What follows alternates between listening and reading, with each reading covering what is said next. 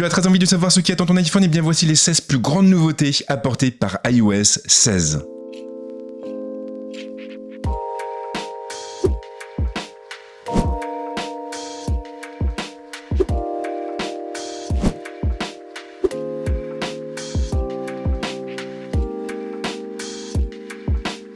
iOS 16 a été présenté lundi soir par Apple et à la base j'avais prévu de vous faire un petit récapitulatif après le keynote. Mais finalement, et dans la mesure où d'autres l'ont fait avant moi, je me suis dit qu'il était peut-être plus intéressant de vous montrer directement les nouveautés apportées par la plateforme. J'ai donc installé iOS 16 sur l'un de mes iPhones pour pouvoir réaliser cette vidéo. Une vidéo qui a passé en revue ce qui sont pour moi les 16 plus grandes améliorations apportées par cette version. Et bien sûr, n'hésitez pas à indiquer dans les commentaires la nouveauté qui vous plaît le plus. Allez, c'est parti. Gros travail sur l'écran de verrouillage avec l'arrivée de davantage d'options de personnalisation. En vous rendant dans les réglages et dans le menu fond d'écran, vous allez pouvoir modifier son look. Et après avoir défini une photo, vous aurez la possibilité de changer la typo de l'heure et d'ajouter des widgets. Des widgets de votre choix, et ce dans l'une des zones situées au-dessus et en dessous de l'heure. Point intéressant, si vous définissez la photo d'une personne ou d'un élément facilement reconnaissable, alors iOS 16 sera capable de l'analyser pour placer l'heure derrière le sujet. Un effet en 3D intéressant et qui donnera un peu de profondeur à l'écran de verrouillage. Mais il n'y a pas que le look qui change. Les notifications affichées ne seront plus placées au milieu, du moins pas par défaut, mais en bas. Elles seront aussi un peu plus lisibles et iOS 16 les empilera pour en faciliter la lecture. Il sera du coup possible de les faire défiler du bout du pouce. Autre point intéressant, iOS 16 vous permettra aussi de créer plusieurs écrans de verrouillage. Des écrans que vous pourrez changer en fonction de votre humeur ou associer à un profil de concentration. Et il y a plus encore car l'écran de verrouillage pourra aussi afficher ce qu'Apple appelle les activités en direct, soit des widgets qui vous donneront directement accès à certaines informations. Vous pourrez par exemple suivre le score de votre équipe préférée ou encore examiner la distance qui vous sépare de votre chauffeur Uber. Et tout ça sans avoir besoin de déverrouiller votre iPhone. N'est-ce pas magnifique? On vient de le voir, désormais vous allez pouvoir associer un écran de verrouillage à un mode de concentration. C'est bien, mais ce n'est pas tout, car iOS 16 va aussi introduire ce qu'Apple appelle les filtres de concentration. Ces filtres s'étendront à plusieurs applications et ils permettront de changer l'affichage des éléments au sein de ces outils, et ce en fonction du mode de concentration activé. Par exemple, si vous activez le mode de concentration travail, alors Mail affichera uniquement les courriels associés à un compte spécifique. C'est pas mal et en plus ça marche nativement avec Mail, avec Messages, avec Safari et avec le calendrier. En parallèle, vous allez aussi pouvoir associer un filtre système, soit un réglage prédéfini. Actuellement par contre il n'y en a que deux, le premier a trait à l'économiseur d'écran et le second au mode sombre. Concrètement, ça veut également dire que vous allez pouvoir par exemple demander à iOS 16 d'activer le mode sombre uniquement pour certains modes de concentration et de rebasculer ensuite sur le mode clair lorsque vous les quitterez. Cette nouveauté intéressera surtout ceux qui vivent en couple ou qui ont des enfants. iOS 16 va en effet permettre de créer des galeries photos partagées entre plusieurs utilisateurs. Des galeries qui seront dissociées de la galerie principale et qui pourront être alimentées par plusieurs personnes en même temps. Des personnes qui auront bien entendu tous les droits sur les photos. Alors sur le papier c'est plutôt intéressant, mais il semblerait que la galerie partagée ne soit pas encore active.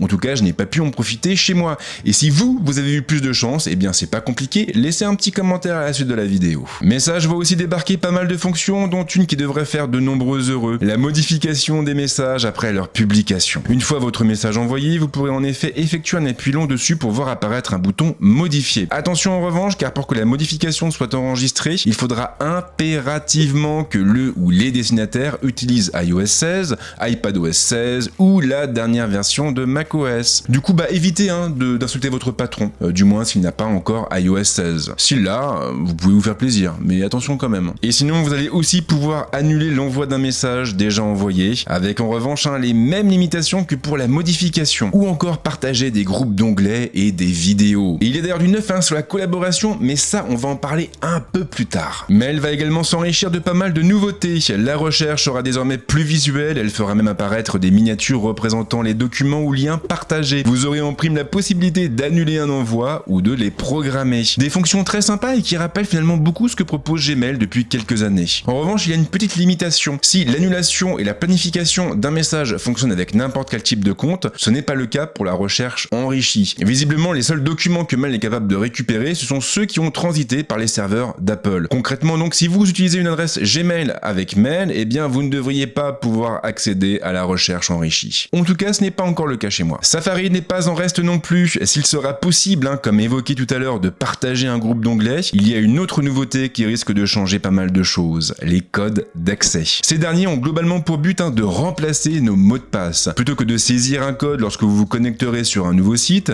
vous n'aurez qu'à faire appel à la biométrie. iOS 16 se chargera alors de générer un code avec un chiffrement de bout en bout. Et le plus beau reste à venir car les codes d'accès ne sont pas uniquement supportés par Apple. En réalité, ils vont être portés par plusieurs acteurs du marché, des acteurs comme Microsoft, Google ou encore PayPal et Samsung. En revanche, il semblerait que pour l'instant, l'implémentation des codes d'accès soit encore limitée, ce qui n'est pas très surprenant puisque nous sommes sur une version de développement. La version finale d'iOS 16 ne sortira effectivement pas avant le mois de septembre. Si vous utilisez la dictée vocale, alors c'est votre jour de chance. Il y a de neuf sur iOS 16. Désormais, lorsque vous l'activerez, le clavier virtuel restera affiché. Il sera donc possible de passer très rapidement de l'un à l'autre. Mieux encore, si vous constatez une erreur, vous pourrez vous interrompre, sélectionner la portion de phrase à modifier et dicter vos changements, tout ça sans avoir besoin de relancer la dictée vocale. Et histoire de bien faire les choses, Apple a également travaillé sur le moteur de reconnaissance vocale pour que vous n'ayez plus besoin d'indiquer les signes de ponctuation. Normalement, la dictée sera capable de tout gérer à votre place et ce en fonction de votre ton. Jusqu'à présent, Plan permettait uniquement de définir un point de départ et un point d'arrivée, mais ce n'est plus le cas désormais. Avec iOS 16, vous allez en effet pouvoir ajouter un maximum de 50 étapes intermédiaires différentes, ce qui est idéal pour planifier un road trip ou juste un arrêt dans une ville qui vous fait de l'œil. En outre, dans certaines villes américaines, Plan sera capable d'évaluer le prix du titre de transport en fonction de l'itinéraire que vous avez saisi. Malheureusement, pour l'instant, on ne peut pas encore profiter de cette fonction en France. Espérons que cela change pour la version finale d'iOS 16. Maison a également subi une cure de jouvence. Désormais, l'application sera beaucoup plus intuitive. La page d'accueil affichera directement vos pièces et les équipements connectés de la maison. Et si vous avez des caméras de sécurité, alors vous aurez un aperçu de leur flux sans avoir besoin de les ouvrir. Et attention, car à la fin de l'année, Apple va également déployer une nouvelle norme baptisée Matter. Une norme qui va tout simplement favoriser la communication entre les produits connectés de plusieurs écosystèmes. Et j'ai hâte de voir ce que ça va donner. Apple a beaucoup misé sur l'IA ces dernières années et ce n'est pas fini. Avec iOS 16, vous allez ainsi pouvoir détourer en un instant le sujet d'une photo simplement en appuyant dessus et en bougeant le doigt. Et ça fonctionne avec photo au coup d'œil ou encore Safari. Mieux encore, la fonction texte en direct va aussi fonctionner avec les vidéos. Il suffira de mettre la lecture en pause et d'effectuer une pression soutenue pour voir s'afficher le menu permettant de sélectionner, traduire ou rechercher le texte. Attention en revanche, car pour profiter de ces fonctions, vous devrez impérativement avoir un appareil fonctionnant sous une puce Apple A12 Bionic au minimum, ce qui veut également dire que les anciens iPhones ne pourront pas proposer ces fonctions. Ce qui ne surprendra pas grand monde d'ailleurs. iOS 16 veut faciliter le travail en équipe et désormais, comme je le disais tout à l'heure, en plus du partage simple, vous trouverez pour certaines applications une fonction de collaboration. Après l'avoir activée et après avoir choisi votre ou vos collaborateurs, ces derniers pourront accéder au document et le modifier. Leurs modifications seront directement ajoutées au document et ce en temps réel. Une fonction qui devrait faire la joie de tous les groupes de travail. iOS 16 marque également l'arrivée de contrôle de sécurité. Située dans le menu confidentialité et sécurité, cette fonction s'adresse avant tout aux personnes subissant des violences conjugales. Elle va en effet leur permettre de revoir les accès accordés à d'autres personnes et de bloquer par exemple le partage de contenu ou l'accès à certaines applications de suivi. L'idée étant bien entendu de permettre à l'utilisateur de se protéger d'éventuels abus. Et ça malheureusement, par les temps qui courent, ça devient indispensable. Grâce à iOS 16, vous n'aurez plus besoin d'une Apple Watch pour suivre votre activité. L'application Form débarque en effet sur iPhone. Avec un peu moins de fonctions que sur la montre connectée de la marque, manque de capteur oblige. Cela étant, l'outil vous permettra quand même de voir les calories brûlées dans la journée ou encore de calculer le nombre de pas parcourus, sans oublier bien sûr la distance totale. Une nouveauté qui devrait intéresser les personnes qui n'ont pas d'Apple Watch, qui ont envie de voir un petit peu comment fonctionne l'application avant de franchir le pas. Grosse nouveauté dans santé, la gestion des médicaments. Désormais, une personne sous traitement aura la possibilité d'ajouter les médicaments prescrits à santé. L'application pourra alors lui rappeler de les prendre, mais aussi détecter d'éventuelles incompatibilités entre certaines molécules. En outre, et si l'utilisateur le souhaite, il aura la possibilité de partager les informations enregistrées avec un tiers. Une fonction hyper pratique pour des gens qui sont sous traitement lourd, ou encore pour des gens un peu âgés qui ont parfois du mal à s'y retrouver.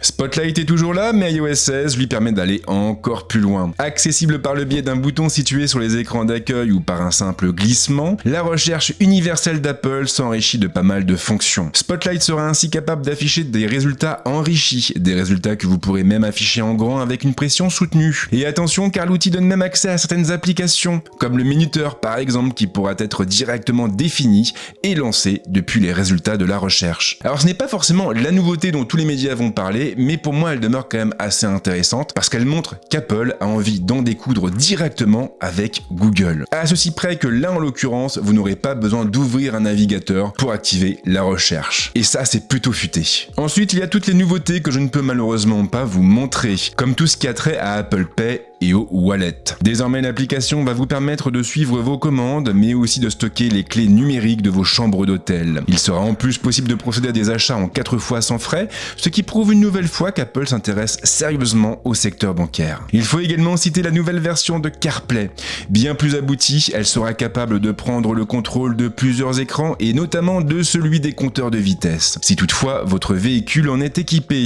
Même chose pour tous les contrôles relatifs à la voiture, comme le thermostat ou la radio. iOS 16 est disponible dès à présent en version bêta, mais attention car cette version est pour le moment limitée aux développeurs. La bêta publique, ouverte à tous, débarquera au mois de juillet. Quant à la version finale, il faudra attendre l'automne pour en profiter, et bien sûr il y a de fortes chances qu'iOS 16 débarque en version finale avec les iPhone 14 et donc en septembre. Voilà en tout cas pour les principales nouveautés ayant trait à iOS 16 et je vous rassure, tout de suite je vous prépare exactement la même vidéo mais pour iPadOS. Et là en l'occurrence on peut dire qu'Apple s'est montré très généreux, notamment pour tout ce qui a trait aux multitâches. Merci en tout cas de m'avoir suivi jusque là et comme d'habitude si vous avez aimé cette vidéo, vous lâchez un petit like, un petit partage, on s'abonne à la chaîne et si on le fait bien sûr on active la petite cloche.